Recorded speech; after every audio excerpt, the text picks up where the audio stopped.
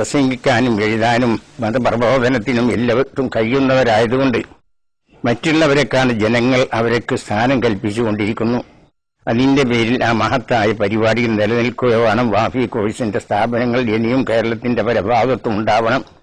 അതിനായി പ്രവർത്തിക്കുകയും സമുദായം ഉണരുകയും ചെയ്യണമെന്ന് പ്രത്യേകം.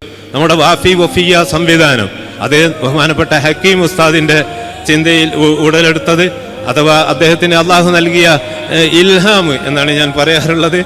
അതിന് യഥാർത്ഥത്തിൽ ആ സിലബസിന് തുടക്കം കുറിച്ചതാകട്ടെ മഹാനായ സയ്യിദ് മുഹമ്മദ് അലി ശിഹാബ് തങ്ങൾ ഖദ്ദസല്ലാഹു സിർറഹുൽ അസീസ് അവരുകളാണ്. ഏതായാലും ഇതൊരു വലിയ സംവിധാനമായി ഇവിടെ നിലനിൽക്കണം. അള്ളാഹു അതിന് തൗഫീക്ക് ചെയ്യട്ടെ. ഇന്ന് കേരള സംസ്ഥാനത്തിൽ ഒരു ജനപ്രിയ കോഴ്സായി മാറിയിരിക്കുകയാണ് വാസ്തവത്തിൽ CIC വിഭാവനം ചെയ്യുന്ന വാഫി കോഴ്സ്. കാരണം അത് കാലഘട്ടത്തിന്റെ ചുമരെഴുത്താണ്. കാലത്തോടൊപ്പം സഞ്ചരിക്കാൻ കഴിയണമെങ്കിൽ കാലത്തെ നാം മനസ്സിലാക്കണം.